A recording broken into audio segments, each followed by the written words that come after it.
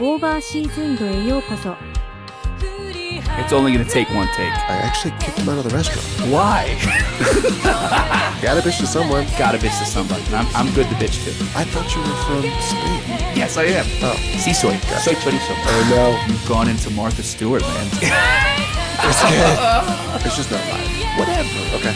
It's like a scene from Cocoon. Like the sun goes down. You don't want to get blacklisted. You know what, Mr. President? Is this what you want? Getting good at that, X. So for the good of the world, for the good of content, for the good of, I never know what's gonna come out of your mouth. I know you plan this out, but it's like I don't. You don't. You just I go just for fucking let it rip. it. All right, let's dude. go. I'm sorry to interrupt. I was gonna say it's just for the good of all of you listeners out there. Hi, Mom. Hi, Mrs. Ayazi. Thank you, guys. I believe that Tony and I have decided we're just gonna stop talking in normal life. Right. Our conversations will only be recorded for the Overseason podcast, and We're just gonna grunt at each other. Moving, Because you always have these we get into some good stuff, and it's like it's hard to recreate that content. It's impossible, and we're not going to. It's always going to be genuine, off the cuff. Now, look, before we go any further, we are in Metamorphose studio in Tokyo, in Japan. It is May 21st? 21st. It is May 21st. It's our second full day here. We're getting ready to take a red eye back to the Manila offices tonight at like 2 a.m. And before we go any further, we need to address the issue, the elephant in the room. Is there? There's a fucking big I elephant. never know where you're gonna go next. Let's unveil the elephant. Show them your sock. Put your foot up to the camera. This isn't even that special one. Look at this thing. Now, what is that? Is it a chocolate chip cookie? Is it a potato? Is it an Asian pear? I think it's a pear with a mango on the inside? I don't know, bro. perhaps. We're gonna have to. I'm getting into this slipper culture. I'm digging it. We're gonna need a botanist to confer with on this. I'll get one. you a subscription too. I looked it up the other day. Spiffy socks. Spiffy. Yeah, they're like a Overseason bamboo weave. podcast is not sponsored by Spiffy Yet. Okay, so call to action. Let's bother Spiffy. Well, I guess obviously they're still around. They're sending you socks. They don't stop. So Tony and I have been traveling quite a bit this year. We've had the pleasure. I mean, honestly, the only time I get to see you is On international waters. on international What waters. if I come to Florida? And how many times have you done that? Twice. Not this year. This year? Your birthday? That was last year. I mean, calendar year. Understood. Within the last 12 months. Okay, thank you for that. Yes, you're Yeah. right. You're right. And so, Miami on our way to Bogota one time. Miami. Because we were at the annual Mies conference. That was a lot of fun. It was a lot of fun. Those guys are a lot of fun. And shout out to Joshua Sharkey. Great product. Great product. Something I would have loved to use back in the day. Also, I want to be very clear. Mies is also not sponsoring the Overseason podcast. Yet. But we will flood them with all the requests. It's a fantastic recipe management app. And they're expanding into a variety of other Inventory. back office and kitchen focused operational. What do they call it? A culinary operating system. That's kind of what's cool about it is it's really for the chefs. We, as we've spoken about, we immediately found that chefs weren't having anything to do with the service, the technology we had built for them. It was an accounting level. What do software. we know, Tony? We're just a couple fucking idiots. You learn things. The universe tells you. Tells you what? But Mies is used by chefs. Right? Mies is used by chefs, and honestly, chefs, sommeliers, drink, all that kind of stuff. Which it's I think is a really an awesome interesting tool. niche. It's an awesome tool, and they have a really great team. Yeah. I was really, really impressed by that team. So yeah, okay. So you actually came to visit me one time, and I'm gonna say that was awesome. Cool. I had a really good time. Surprise with you. birthday party. That was awesome. And then also Josh brought us together. Yes. So thank you for that, Josh. But I mean, since I'm no longer in Philadelphia and since you're no longer living in New York City, we've got to take any opportunity we can to hang out together, and that usually happens in an international setting. So it seems to be. So far, to kick off the year, shout out to the Ayazis. Hey, do you prefer Ayatsi or Ayazi? I go with Ayatsi. I like Ayatsi. People know how to spell it more easily when you say Oh, really? it. For some reason, it kind of clicks in people's brains a little bit. I feel like your dad is an Ayazi kind of guy. That's how I grew up saying Ayazi. But Ayatsi sounds more. I think that's. It sounds like a. More It sounds like a pronounced dish. in the old country. Ayatsi sounds like a pizza alla Ayatsi or like vitello alla Ayatsi. It just sounds like a beautiful dish from, I don't know, Liguria or something. Cool. Well, I'll take it. Okay. So, what would be, if you were to make vitello alla Ayatsi, what would be your interpretation? Because I'm sure I would have my interpretation. It would be your interpretation be? My interpretation of vitello alla Ayatsi would be wood fire grilled veal chop. Wood fire grilled. That's part of a alla Ayatsi. It needs to be wood fire grilled. Okay. And then it would be finished with a sauce. This is a very visceral thing with of beautiful green bitter olive oil. It would also have capers and dill and parsley. I think it would also find its way into some like harissa, like some pepperoncino, but You're like going a lot of different angles with this. You know what it is? It's a route to the Middle East by way of Italy. That's how I would see Ayatsi. Oh, okay. Although I'm sure your mother right now is a little bit upset because no mustard or German influence was brought into this. So sorry, Mom, but this is Ayatsi. Anyway, so we started the year off in grand fashion. Really cool trip. We went to Egypt.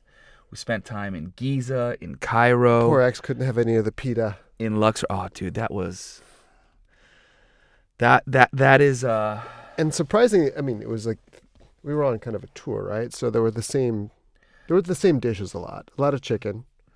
But there was a lot of mixed grills.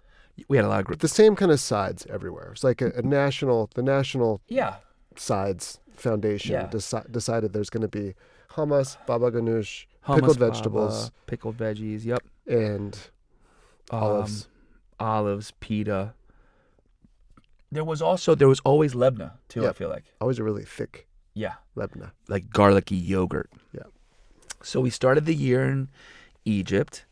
And then the next time I saw you was in Bogota, Colombia. Mm-hmm. We opened an office there. So we've been lucky enough to be spending quite a bit of time in Colombia. Bogota is an awesome city. Fantastic. Incredible food. And we'll have to follow up on how, at some point, Bogota has reinvigorated our love of restaurants its own way. And then so has Tokyo in a little bit of a way. Well, so then we've now been in the Philippines this year, where we have our main office and our major team, the anchor of Shoebox Over Easy. 350 employees now. 70 something, I thought. 370, that's right. 378 or something like that. Look at the clicker. Just went to 379. I'm sure somebody just got hired. Sorry, Jess. And then Tokyo, right? So we got Manila, the U.S., Cairo, Bogota, Tokyo. That's it, right? That's it. 5. Okay, so far. So yeah. And what's interesting is, of course, every country has its flavor. You know, spending some time in Japan. Number one, I'm like incredibly impressed by how gracious and kind and sweet the people have been so far. There's a high level of respect Yep. for just the general maintenance of the streets. And look at me, like Japan. What are we looking at? I've got sandals on, and Japan makes me feel like I'm kind of a brute, because I'm a barefoot kind of guy. Like I don't know. On the street? Yeah, I don't give a shit. I'm just like Barefoot kind of guy. What does that mean? like I don't wear slippers. Like Gotcha. I get in a hotel room. I can't wait to take my socks off, my shoes off. I want to let those puppies breathe. And like growing up, my stepdad always had like funky ass toes. And so like from that moment on, I was just like, you know what? I don't want to have funky toes. I want my foots to breathe. So as a result of that, I just let them rock. And I've never had any funky foot issues. No stanks. No stanks. No. It's important, dude. Like, I'm getting to know a lot about you through these discussions. This is the point. Where these things start from, right? Well, listen, bros. Yes. It all kind of tracking back to something. Look, it's a gift and a curse, this fucking thing. Yeah. This nose that I have. I love it. You know what I mean? It's brought me a lot of joy. It suits your first chosen profession as sommelier. Yeah. But every corner we come up to, smells like battery acid here. Smells like, what was it just now? It's not always though. Sometimes true. It's Sometimes it's ooh. Sometimes it's It just depends on. But it's always on the scent. Something. It's always something. I live my life through my nose. And so everyone else around you lives their life through your nose as well.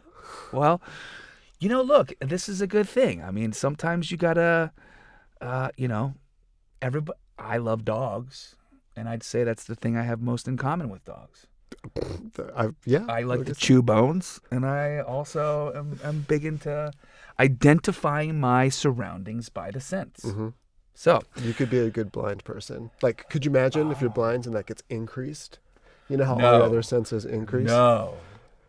That would be, and I might have touched on this, but okay, so I feel like a brute, and let me tell you, Japan has been one of the most pleasing olfactory experiences I've had a chance. Could you smell that? Was that yuzu tree outside? Could you smell it? I can't get a touch of it. Oh. So outside the studio, there's this beautiful tree, and not a single fruit. It's a beautiful tree that's got. It's walking by to see at least something's fallen on the ground. 200. Like it looks like yuzus, could be pomelo, but it's definitely a citrus tree. And these fucking things look juicy. They look like they're ready to go.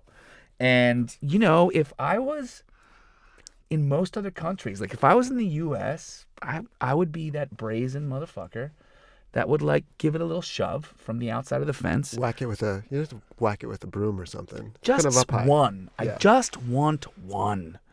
I just want to. You know what I want to do? You should knock on the door if everyone's been so happy and sweet and see what they say when you point at the tree and say. What I want to do is just take one of them, and I do this often. So if you ever are like in the Whole Foods or the local market and see what looks like Sanskrit on the side of a citrus, it was probably me. I like to scratch.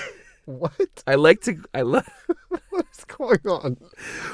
At the produce market, I like to just take my nail and just do one little indent in it. You leave your mark on the citrus fruit? It's not to leave the mark. It's that it releases the natural oils.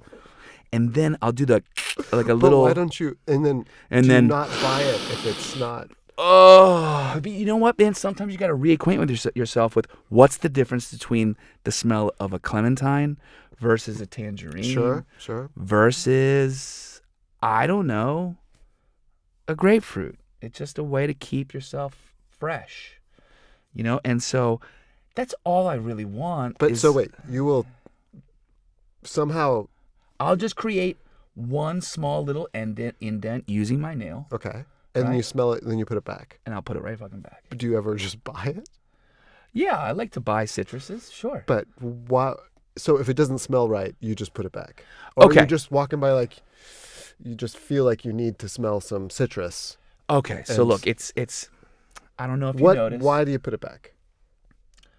Well, dude, if I fucking bought everything that I fucking sniffed, I would be No, but carrying a you're- bunch of shit around. But it's like you're, you know what I mean? like you're testing it to it's see if you just want. no, it's not a test to see if I like it. I know that I like it's like citrus. a grocery store is just a big scratch and sniff book to you. You Yes. just go through and So, dude, as an example, you walk into the so my local pharmacy is Publix, and as you know, like every time I eat, best key lime pie, right? no, not the best key. It is a good key lime pie. Okay. It's a good key lime pie. Best retail available fried chicken wing Ah, on the market. Non-breaded, hot and spicy chicken wing. And do yourself a favor, preheat the toaster oven. When you come back at 375, you put a few of those puppies right in there. Like the crunch and crisp is just so damn good. It is a great chicken wing. It actually almost might. You ready for this? yes. It may rival the Wegmans lemon garlic or roasted garlic chicken. The That's saying something. Now, I haven't had a Wegmans rotisserie chicken in a long time, but I have fond memories of that chicken. We had chicken wings last night. We had awesome chicken wings last night, not just chicken wings. They were good. They were like a white pepper. It wasn't. Yeah. They were just these parts. Just the I think these are called flats. Yeah, we talked about that the other day. So just the flats, no drumettes, No drumettes. but like a powdery, like a dry spice mix on them. No Yeah. sauce, but nice, just a nice subtle heat. So yeah, let's get into it. So there's so many fucking delicious foods that we haven't been able to get to, and you know, there's so much beauty and elegance in this city, but you got to come with a fucking plan. Yeah, Like whether you want sushi, omakase. I mean, this is how many people live in Tokyo? How many people do you think live in Tokyo? I don't know, lots. Millions. It's a huge city. Even getting up here from where we're staying, I mean, there's great subways. There's a lot of transportation available.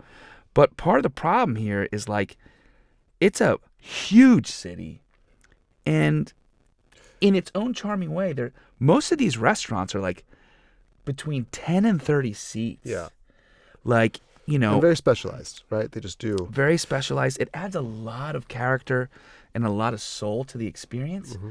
But like, it's impossible to get in places. But you can't really make a reservation without help. Okay, yeah. So as an Even our example, concierge today, we didn't really pull it together enough to have a good plan. And part of it is, for me, is like I like to kind of bounce around anyway. Like you have a good time no matter what. There's plenty of restaurants to go to and choose from, even if you can't get the one that you found online. You know? it's so the Japanese experience so far of trying to get a reservation at a restaurant has been like the equivalent of having a restaurant chef and GM show up on time for a phone call. It is wildly difficult. Yes. There's so a couple tricks that we've learned so far. Of course, is getting the help of the concierge at the hotel. Right? They've been super sweet and they're very, very nice. It's the only way to go. But Yeah. they don't always have luck either. They also I'm sure with have, a collection of restaurants they do have relationships with, but when you just want to kind of, can you make me a reservation at this restaurant? That restaurant might not pick up the phone. yeah. They They might be full. They might be closed for lunch. You know, some of them ask you to reach out to them through Instagram. Others have another app called Omakase that they want you to download in order for you to make a reservation. There's another one called Tabalog, which is supposedly like the local source for all this great stuff. And it's been fucking difficult. Yeah. It's been difficult. But we've And had a good time. everywhere we go, we have delicious food. Right. And all of it is so different. And That's the thing. We haven't even barely begun oh to my scratch God. the surface. We've been here So- for what, 36 hours? Oh man, it feels like longer, but yeah. So anywhere you stop into is going to be some kind of culinary show, right? Yeah, no, that's Last true. night we go to the chicken wing place. Saw a big thing, chicken wings. They had a ton of things on the menu, but we're like, the chicken wings called to us. We're like, let's just, because we couldn't go to one place, a skewer place. We tried to get into a yakitori spot. They said no, full. No, It's full. not, and they don't say try back in 45 minutes. They're Yeah. just like, nope, see you later. Nope. Yeah, we're committed. So we went to this place just to kind of recollect our thoughts, decide where to go next. We saw a big sign with chicken wings on it. We're like, this looks like a spot. Went in, they had a very extensive menu. We had chicken wings, gyoza, which we were really wanting. Gyoza was great. We had chicken skin wrapped gyoza. Yeah, so instead of traditional, pasta, Right. what would you call It's it? like a wrapper. dough, Yeah, right? dough. Instead of like it being in its traditional dough and pan seared, it was the filling that you would get in gyoza, wrapped in chicken skin. Wrapped in chicken skin and it wasn't quite crispy. It could have been crispier. It could have been crispier. And you also this ordered place chicken had a lot skin. of different chicken. Yeah, they Yeah. had chicken chicharrones essentially. But they weren't crispy enough. They weren't super crispy, but the wings were incredibly crispy Right. and very delicious. And one place we did not venture to go Hold was on. What was the dish that we didn't get but got the most attention? the horse meat sashimi. The horse meat sashimi. Now, I'm an adventurous eater. Have you had horse before? No, but when I was living in Paris, I lived like just down the street from, I think, one of the last remaining horse butcheries in Paris. There was like 4 or 5 left in the city at that time. So but they specialize in horse flesh, and it was and so Chevalier or something like that. and you didn't try it? I did not. Really? Well, I mean, at that time I was, I didn't have the opportunity to try it, even so. Why? Because you were just working 15-hour days. Yes, working 15-hour days for nothing, basically. And, Right. Living on espresso and cigarettes. and just barely getting enough sleep every night and running to the restaurant. But they still have horse butcheries. I would imagine they still do. But this was Okay, so if a while you were ago. going to eat horse, let's say you had to eat horse, right? How much horse do I have to eat? Let's just say like 6 ounces of horse. You Oof. got to eat horse. How are you going to eat it? Not sashimi. Let's start there. Yeah, me too. So we walk into this place and the menu is a really fun menu. It's Big, got it's, like, like chicken colorful and wings. yeah, It's got like It's a all fun little kinds of spot. dumplings. They had little salads, and you're looking through the menu and you could, I've felt very much a fish out of water in Tokyo so Yeah, far. we'll get into I know that like part. fucking 4 words, right? Yeah, but you're also having a problem like that millennial problem of your phone not being able to do everything for you.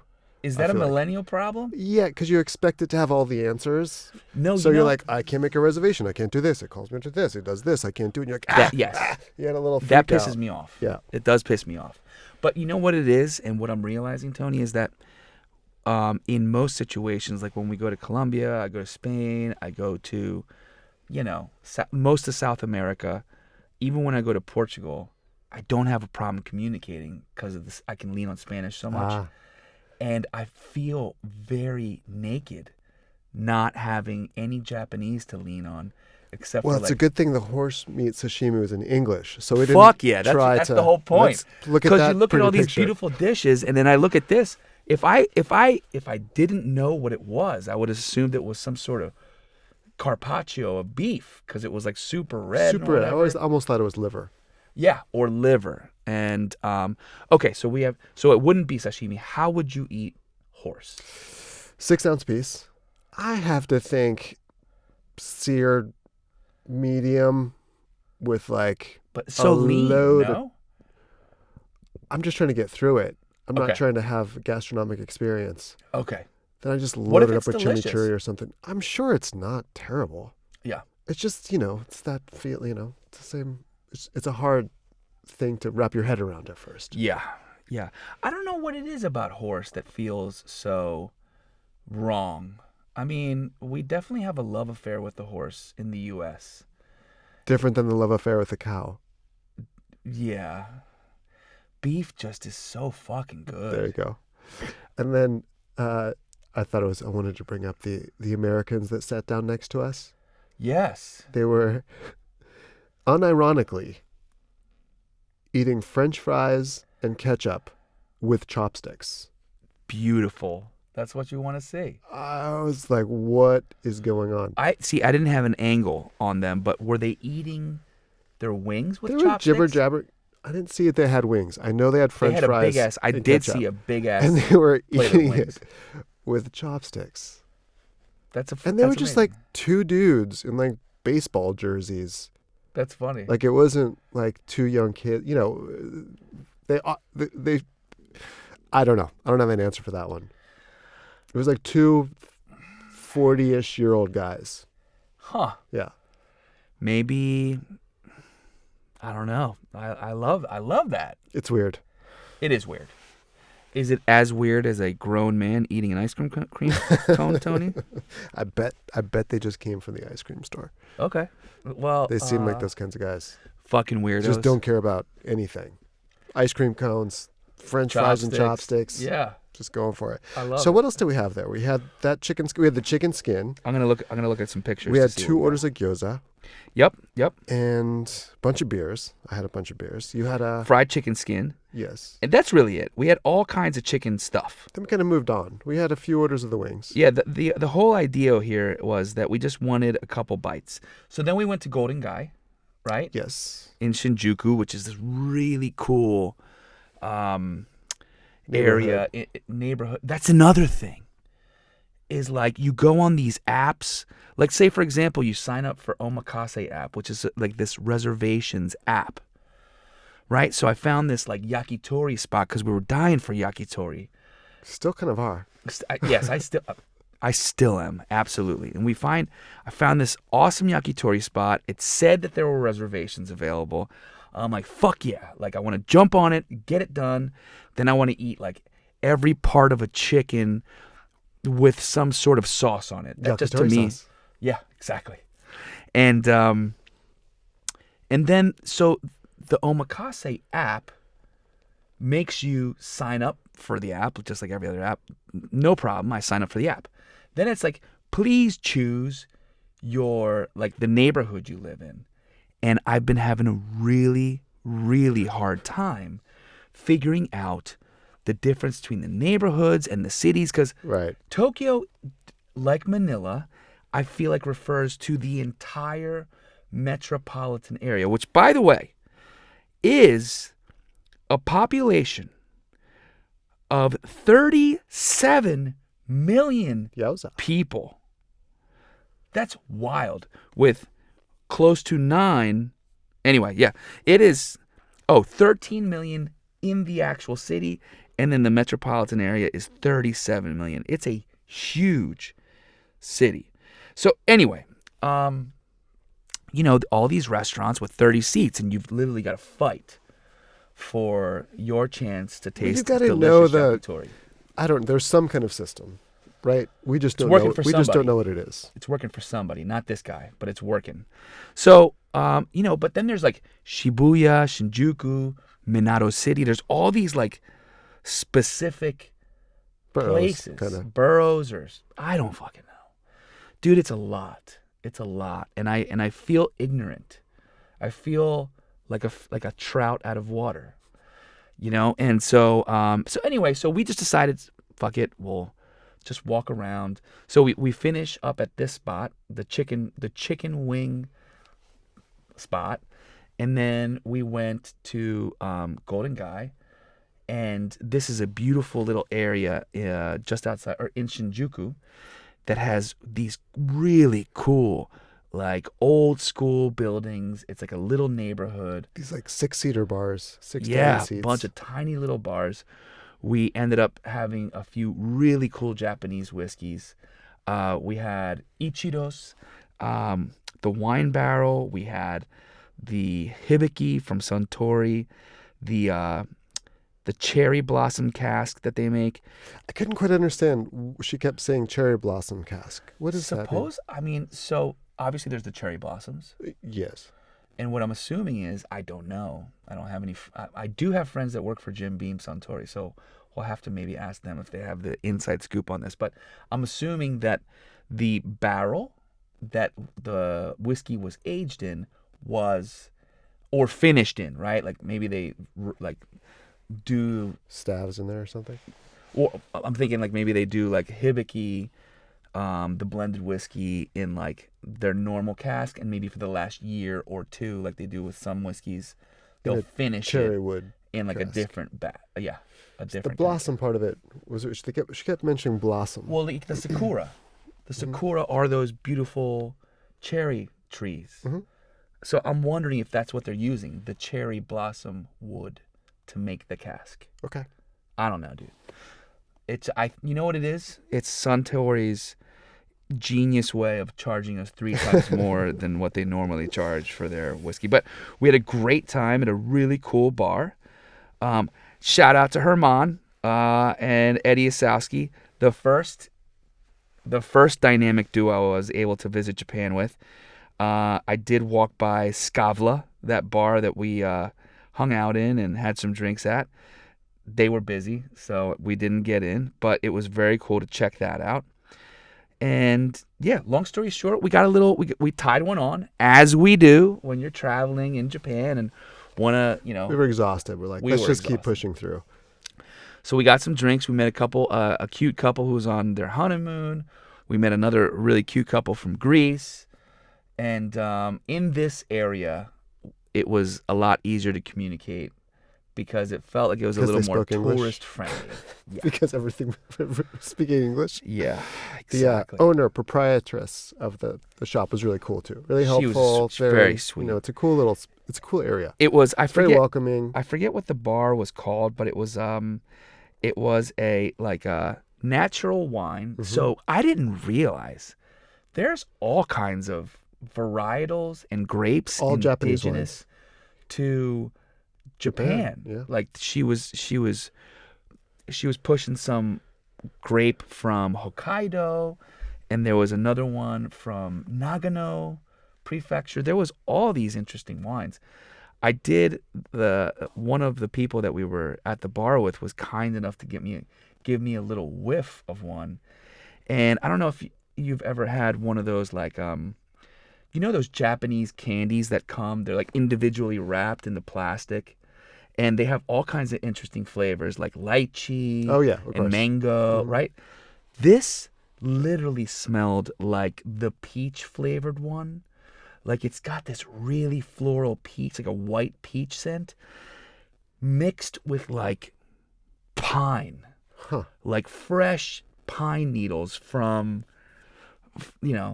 like, I don't know, some random fucking evergreen. It was a really interesting scent.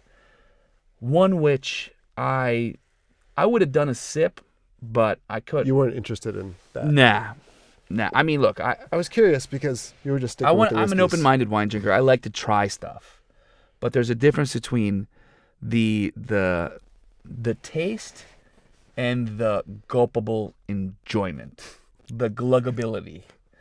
And in this case, it was more interesting smelling. But you weren't, because it was all unfiltered and funky, too funky? Well, what I gathered from the conversation was that a lot of these grapes are table grapes, like eating grapes. Yeah, she did say they were eating wine grapes. Yeah. Usually wine grapes will have much more acidity, much more like tannic structure, more polyphenols, just a much more maybe less enjoyable tasting grape, but make really good extracted and pressed juices. Makes sense. But vice versa, like a Welch's Concord grape does not make the best wine. Gotcha. Right? So we did that, and then we're like, you know what? Let's go walk around. So after we got a little bit of whiskey in our systems, then I think we awakened the second dragon, and we were actually pretty hungry. We were just trying to mark things off the list.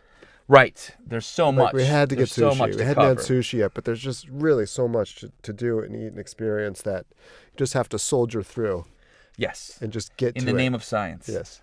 So then we went to a really cool sushi spot. How do we have did we just pass by it or did you look it up? No, I looked it up because I looked up Open Now Sushi. Oh, your phone worked. Yeah, it worked.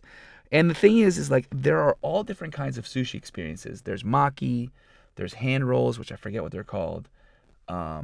Sorry, Japanese friends. Ken, you're probably so mad and disappointed by the fact that there's an association with us.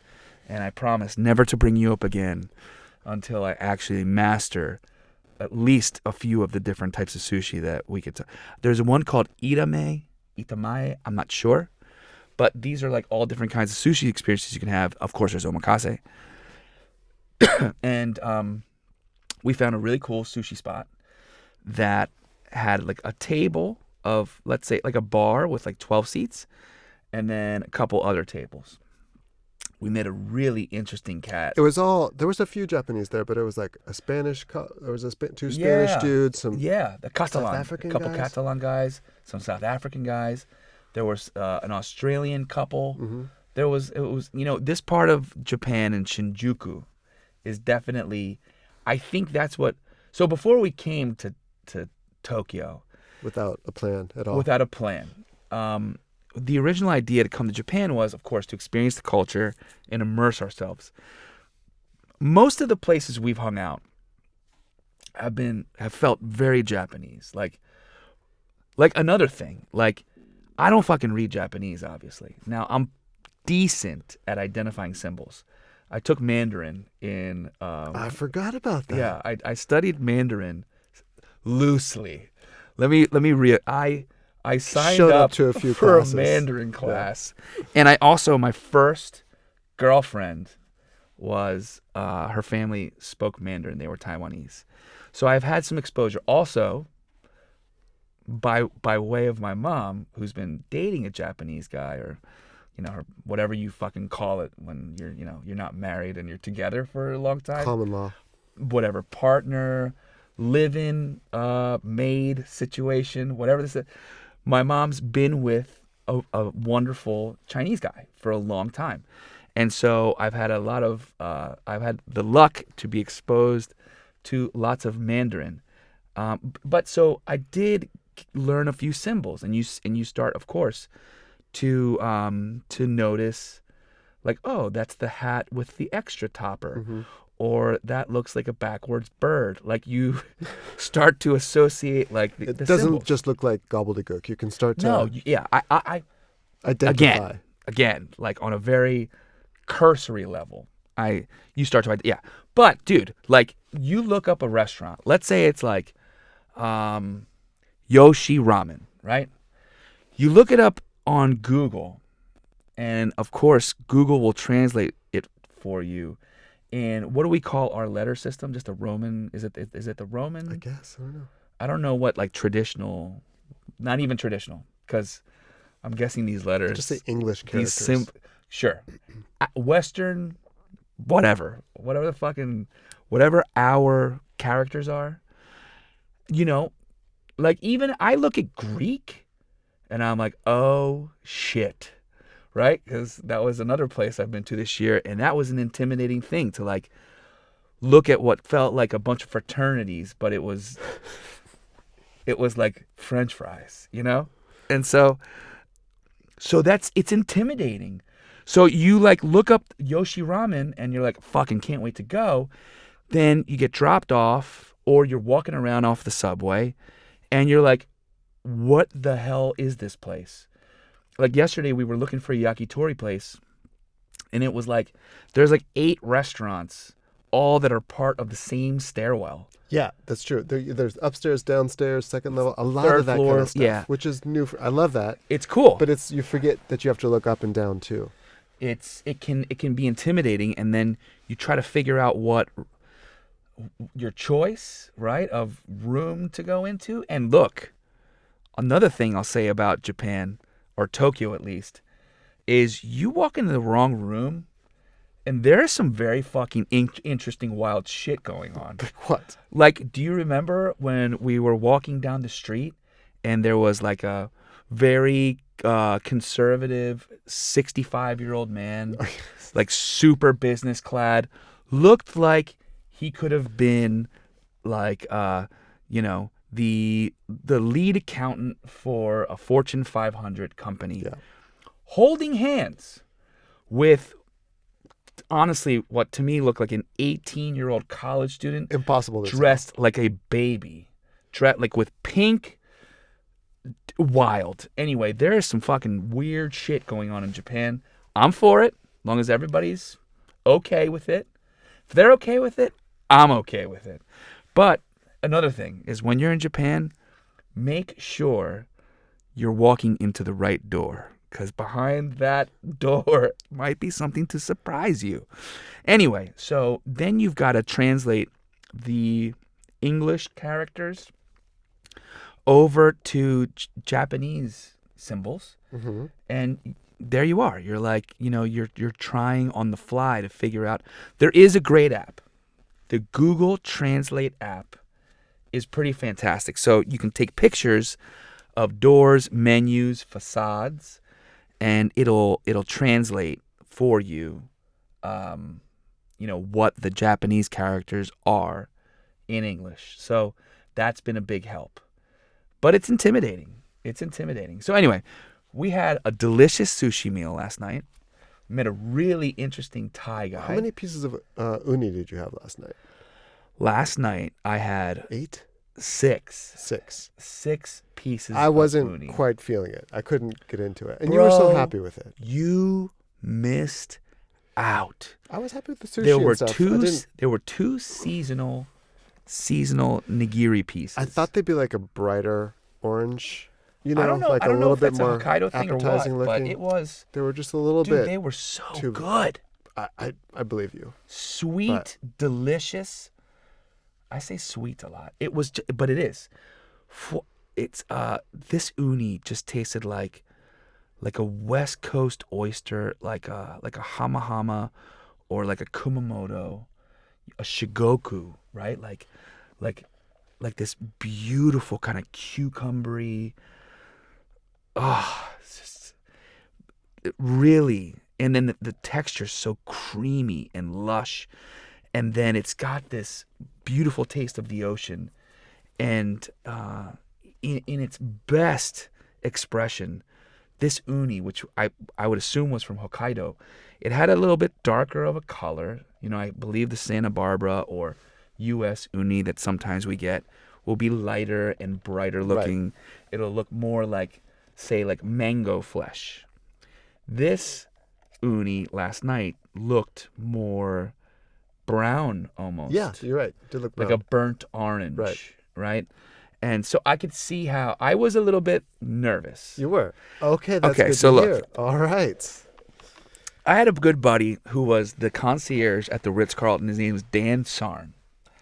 And so when I was working at Union Trust, next door was Morimoto. And of course, you make friends with all the people in the neighborhood that haunt the same bar. And I often would say how much I loved sushi. And I did and I do. And I love all things nigiri and all that stuff. And Dan Sarn, the concierge from Ritz-Carlton, would come visit us. We had a little deal going. Send us guests from the Ritz-Carlton, and when you come in, it's on us. And he was also he's the cousin of Dave Marks, who you've probably met a few times. Former North 3rd guy, blah, blah, blah. Really great guy, too. I miss you, Dan, and I miss you, Dave. Anyway, so Dan Sarn challenged me because I wasn't an uni guy back then. It was a textural issue. Yes. When I would always try it, and I would usually do the chew swallow, which is, I think, anytime I've done the chew swallow with many things. Overcooked liver, chew swallow, right? Smile. That's just like, you're just trying to get it down. Just trying to get it down. You're just chewing it enough so that it can fit. Balut. Yeah. Woof. That was a tough one. That was one of the most intense and dry and crunchy choo-choo swallows I have ever had to endure. And that was usually my move when you get like the sushi plate. Back then, let's call it 15 years ago, uni would make its way onto most of these plates. And of course, I'm not going to not eat it, right? And so in these cases, I had learned my choo-choo swallow, but I wasn't the biggest uni guy. So one night we went out to dinner. We went to this place called Zama, which was is a great sushi spot in Philly. And Dan's like, "You don't like your uni?" Because I was like, "Yeah, I'll trade you my uni for your yellowtail." And he's like, "Fuck yeah, but you don't like uni?" And I'm like, it's not that I don't like it. It's just not my favorite, And Dan Sarn said to me, "Listen, bro, I was just in Hawaii." He had like been in Hawaii.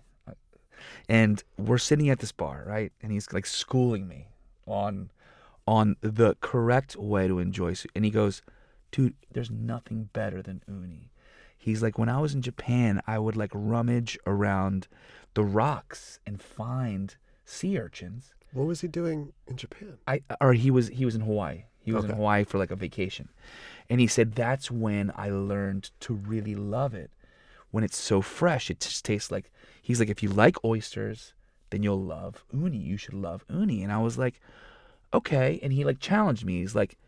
He said, "Look, just eat a couple every time you have sushi. And one day it's going to click for you." So I ate it that time. And again, it was always a textural thing, right? Mm-hmm. And it's funny, like I love food and I love everything. But when I would eat uni, it's like there's a small gnome living inside my belly that goes like, there's always that one smell or that one thing, right? That all of a sudden it sounds like, it feels like somebody in the factory, like there's like a like there's everything's going well, and then all of a sudden there's the holy shit button, like do you see it in the bus or in the Amtrak, like stop now, kind of like emergency button. That would happen to me every once in a while with uni, where you have to have the right mindset. You have to you'd have to think about it. Yeah, I would prepared. I would chew. And then it felt like somebody was like, "Fuck no," and they'd hit the button. Right. And like it felt like everything was about to fucking release. Well, I'm happy to know that it was a little bit of a journey for you. Well, yeah. But so then I made a realization, Senor Ayase. What I realized was really interesting and different tastes, ones that you're not necessarily accustomed to, at first might be off-putting or might be an adjustment. Like horse. Sure, yeah, of course. And of course, in these situations, once you can learn to appreciate the flavors for what they are, then there's nothing that can replicate it. And to me, the flavor of uni is something you cannot replicate. It is so uniquely itself. True. And so now I crave it. Like now. But you'll eat it without even the rice. You just I fucking love that shit. You just go to town. So one day it clicked. And it is so damn good. It is just like creamy. But last night you felt like that gnome was. Well, I looked at it. He just woke up. The gnome was like checking it out. The gnome was like, "What's going on here? Do I have to? It's kind of brown. Do I have to clock in?" Yeah, exactly. Dun, dun, dun, dun, dun, dun, dun, dun. You remember that Looney Tunes when the factory was going? Anyway, yeah. So the gnome was like inspecting it from with his eyeglass and I was like, "This is gonna be good." And like I was a little nervous. I'm not gonna lie. I was just like, "Ooh, this could be a funky one." Mm-hmm. Dude, I popped that motherfucker and it was so good. It was just like, it's the ocean's foie gras. True. It is so good. Anyway, so I got 2 for each of us, and I think you were a little bit worried. It wasn't calling your name. Not, this was like 11 at night. We'd already eaten a bunch. We were just kind of trying to mark stuff. It was good. I enjoyed it, but I wasn't really I was just trying to have the experience of sushi in Japan. I wasn't really in for a full... the full thing. Yeah. Okay. But we had some fantastic sushi There's not a also. single time that I eat sushi where I'm not in all the way. This could be at the fucking supermarket, or this could be in Tokyo at 11 o'clock at night. After dinner. Yeah, after dinner. Sushi dessert. So I had 6 pieces of uni. What did you think about them? They were, by the way, Tony, they were $5 for every 2. Yowza. In the United States, they're like $15 per 1 piece these days. Exchange rate's really good right now. Good time to It's go to Tokyo. incredibly expensive. I don't know how in much the it US. usually is. But what'd you think they were about so not good. having... I know this is a thing, but did you want like a little extra soy or some fresh Oh, yeah, I wanted wasabi on some. the side? I'm a mongrel, dude. Because they do it like it's as they intend it to be eaten, and that is it. There's a lot of beautiful respect and discipline and just overall like refinement and restraint, I believe, is like the cultural tradition of food. And like even today, so today we went and got tonkatsu, which is like this beautiful cutlet of pork or of scallop or of shrimp. That We had all 3. We had all 3. So these restaurants specialize in essentially what's like cutlet, right? But it's their version with panko, and a lot of these places will bake their own bread, mill it, and then do this perfectly clean frying oil and make super crispy, really well battered. Even the plates are well thought of. They like serve the tonkatsu on top of like the wire mesh. Like a drain thing. Yeah, so that the breading stays crispy. And even today, I'm reminded of my brute animalist. Like I'm like a beast eating. Like I saw a really nice server watched me making concoctions of sauce to put on my tonkatsu. They had like this awesome vinegar sauce. They have like the tonkatsu sauce, which is like almost like a vinegary, dare I say, on the way to A1. Like just real, like ish. Well, okay. Yeah. And then it's a little bit of a stretch, but I know where you're going. there with was it. like ginger sauce that you put on the dressing. Dressing for the sliced cabbage they do. They had amazing. Shout out to Jeff Feds. Dude, you think the Family Mart egg salad is good? This tartar sauce they made at this restaurant was like the best egg salad I've ever had. True. Made for the scallop and the shrimp. We'll send you a picture of that later. But long story short, this really sweet woman was our server, and she was looking over at me in horror. Well, I missed this because she like was watching me, and I like, we're a little hungover today, and I couldn't wait to eat something fried and stuff it in my face, and I'm like putting a little bit of tonkatsu sauce, and then I'm using a little bit of their As barbecue you do. and a little bit of the vinegar. But it's not like you want the whole caddy. I'm watching all items. of the other refined, elegant Japanese eat, and it's like they're like so gingerly putting like a little bit of sauce on, like as to not overpower the flavor of like the perfectly fried pork cutlet. And here comes the fucking barbarian, me, like just like, gah! I want lemon on it, and I want fucking tonkatsu sauce on it, and I want a little bit of this. What happens if I mix this over here? Anyway, so I say this to reaffirm how calculated and sophisticated of eaters and traditionalists Japanese are. And last night we get all these beautiful nigiri, and they're all perfectly brushed with like the scent of soy sauce. Mm-hmm. There is no more soy sauce to be had. There's no more wasabi to be had.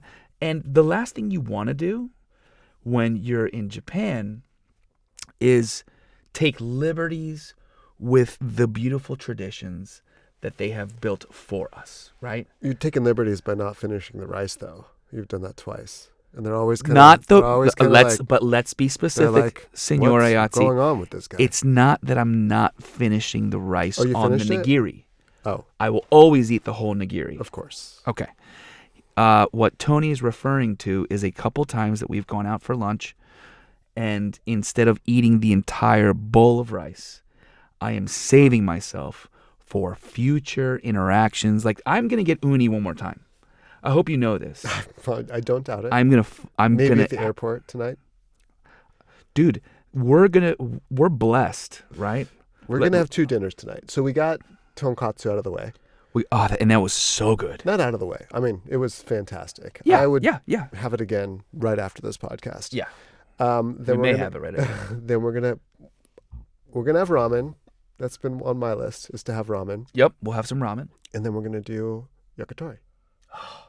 So we got ramen and yakitori that we have to knock out. Yes. Okay. 2 dinners tonight. 2 dinners.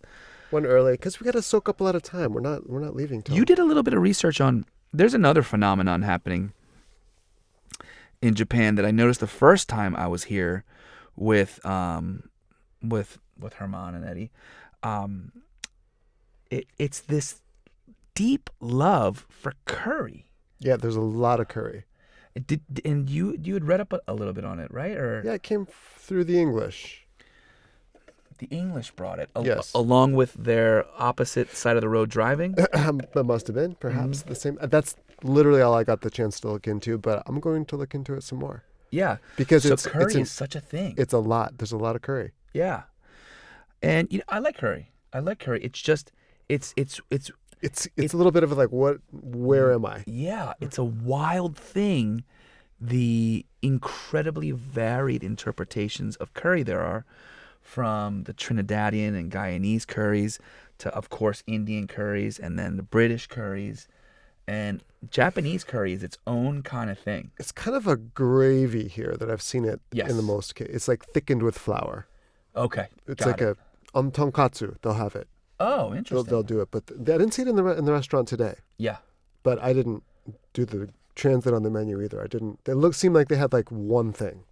Yeah, they had They like did- their style. Right. It was so good. I really enjoyed today's lunch. So perfect. Like everything was just laid out so perfectly. You get this big tray of all these different things. It's Yeah. fantastic. It was so It good. was exactly what we wanted. But here's the- and Yeah. we just found a place and were able to get in, which was amazing Yeah. all by itself. So that's part of the thing is, like, I think there's 2 ways to go about Japan. There is hyper organized and focused with, like, let's call it a month out on planning for.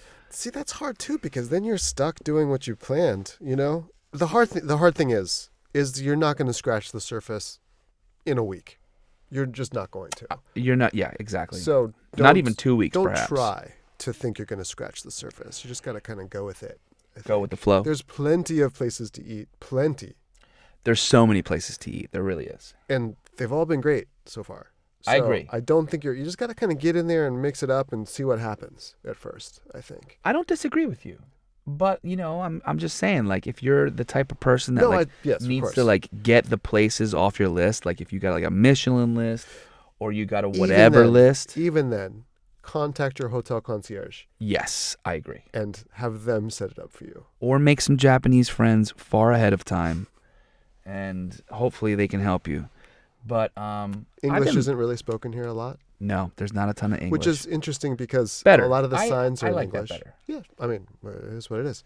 Yeah. But there's a lot of signage that's in English, like as just a part of the Tokyoites, Tokyoese, whatever. Part of their daily lives, they see English written all the time, but they don't in the train system, for example. yeah. But they don't really speak it that much. Yeah.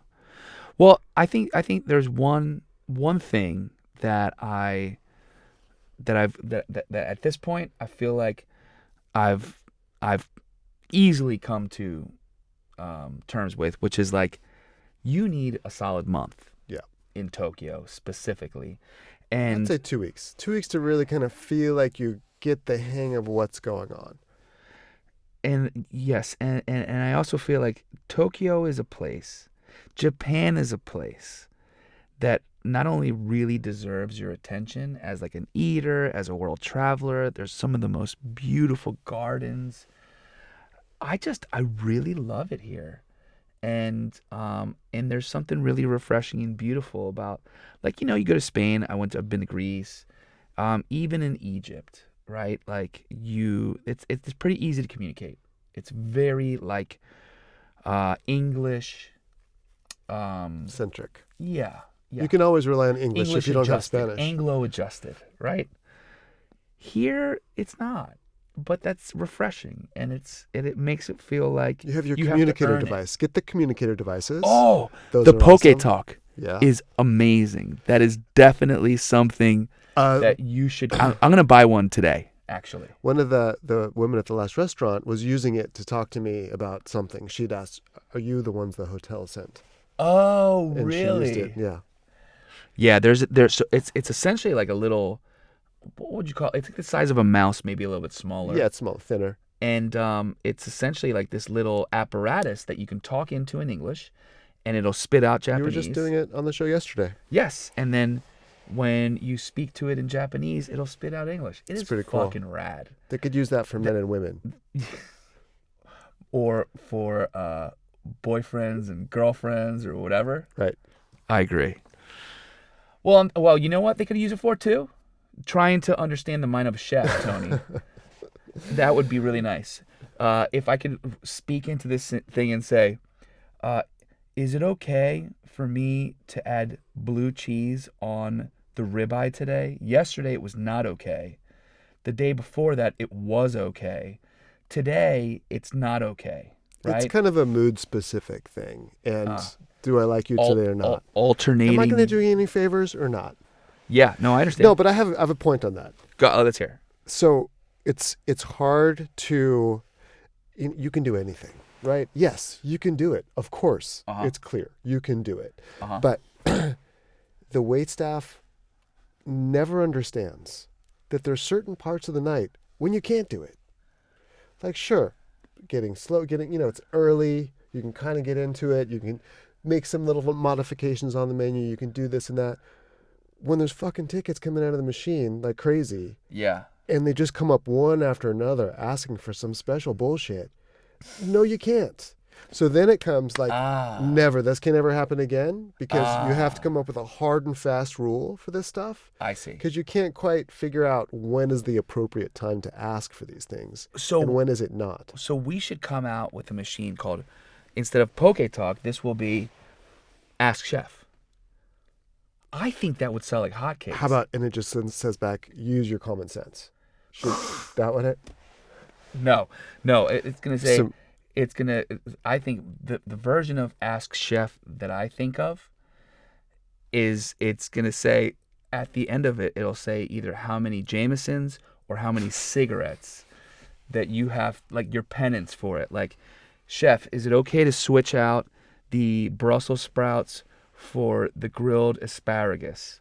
And then it'll shit back an answer that'll cost you 4 Marlboro Lights.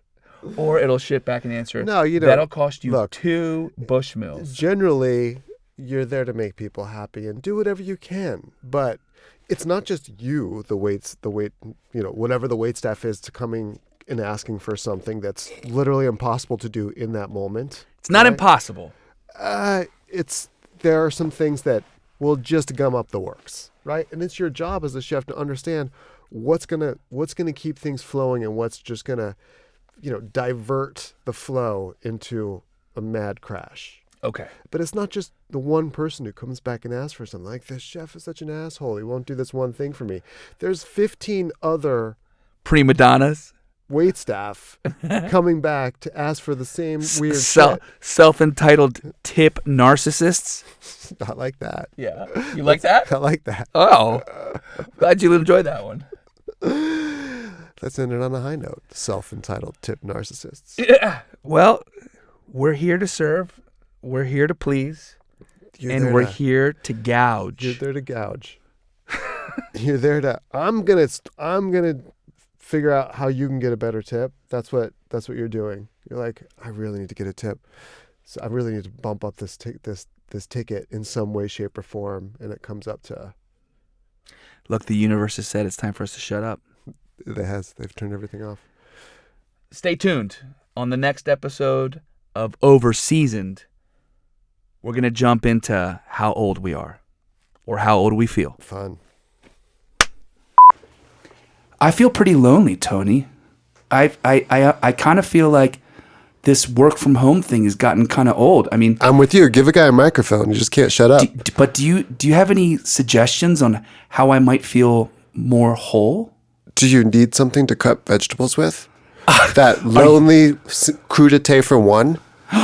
Yes, I would like to have the sharpest edged celery that has ever been seen. I'd actually like to cut people. Wafer thin?